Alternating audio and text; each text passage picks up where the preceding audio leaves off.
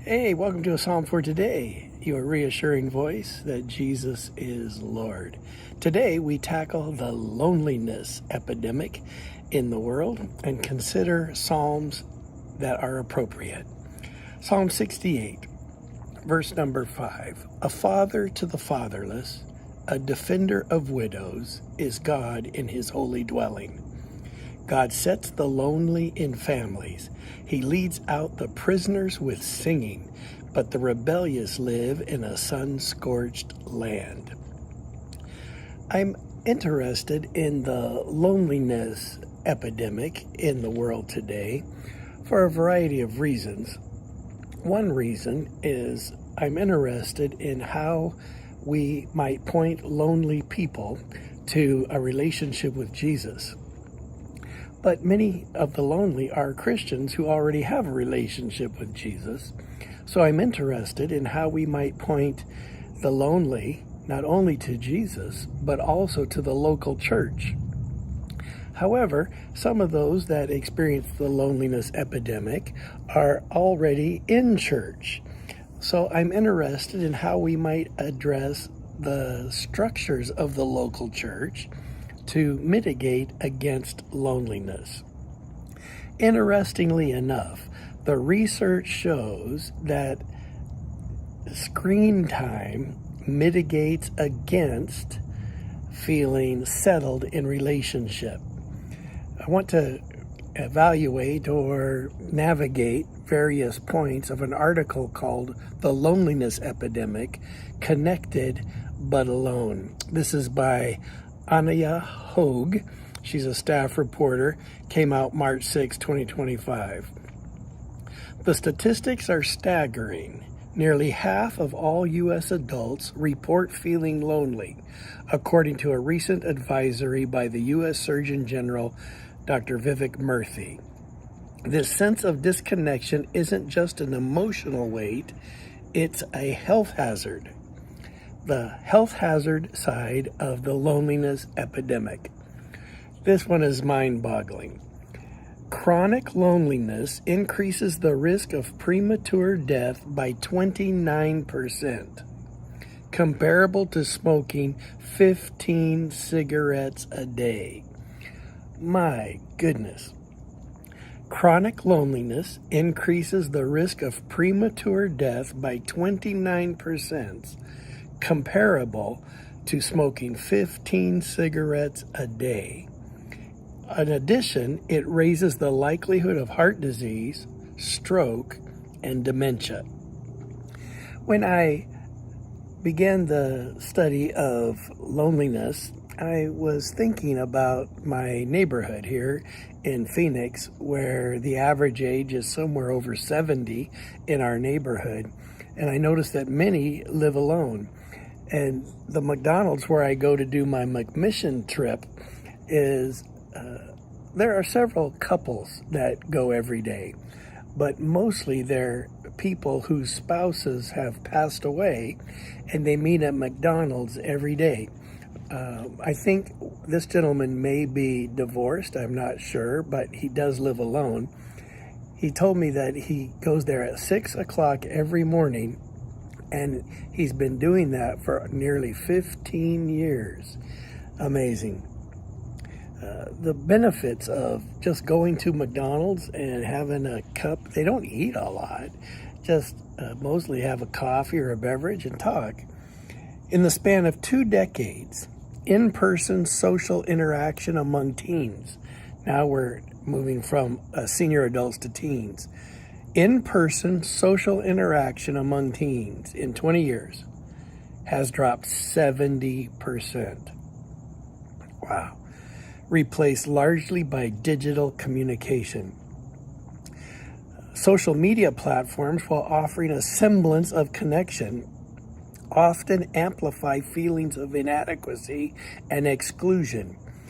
The APA, American Psychiatric Association, performed a study in early 2024 on adult loneliness. The experiment was published under the title New APA Poll, 1 in 3 Americans feels lonely. Every week, and it asked adults age 18 and older how often they feel lonely.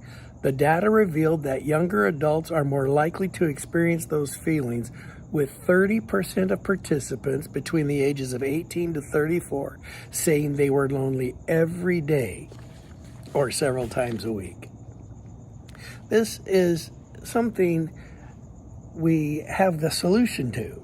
This is something that the body of Christ is already prepared to solve. Did you know this? According to the Surgeon General, Dr. Murthy, loneliness accelerates aging.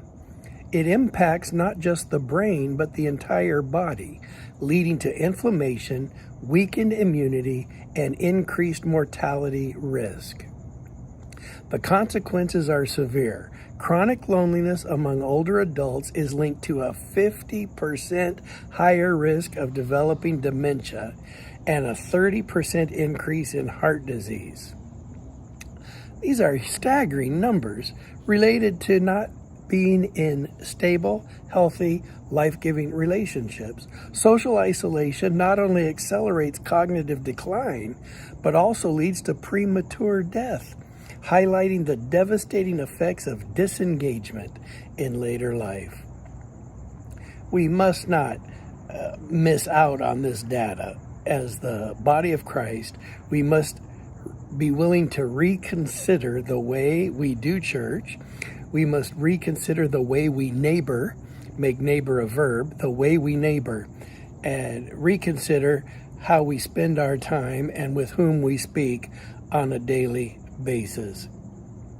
The Surgeon General of the United States said, "Human connection is as essential to our health as the air we breathe and the food we eat." Psalm 68 again says, God sets the lonely in families. We have all kinds of ways to avoid the fact of the importance of the family.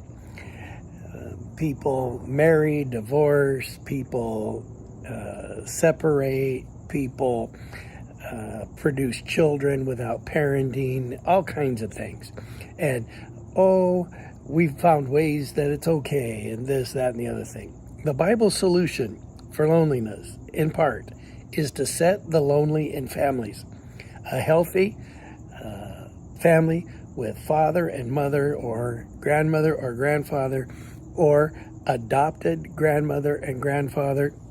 I can't tell you how many grandparents our kids have that have sort of adopted us. One time Danae was little, she said, is Grandma Shinneman a real grandma to us? Because we take the idea of the family of God to be literal, that we are literally family. And I never understood the people who would say, I pastor a church, but I stay home with my family. I take the church to be my family. You are my brothers and sisters, for example. I wish you could be seated right here in my backyard ministry recovery center, and we could have a cup of tea and enjoy spending time in conversation together. God sets the lonely in families. I'm assuming that some watching today experience loneliness. Reach out and force yourself to develop relationships in your local church. Some of you also that experience loneliness are in the local church. Force yourself to reevaluate how we do church. Is there a way to do church where relationship is the priority? In my dissertation research, one respondent said, relationships are our priority. People are not projects. Relationships are our priority. People are not projects. Wow, my 10 minutes is up already. How do you neighbor? My neighbor's over on this side of the house. I met him. His name is Frederick. He's indoors 24 hours a day, 6 days, and 23 and a half hours. Very rarely does he come out. And I've reached out to him time and time again. Hey, any way I can help, knocked on his door and offered to serve. Brothers and sisters, let's evaluate how we neighbor, how we family,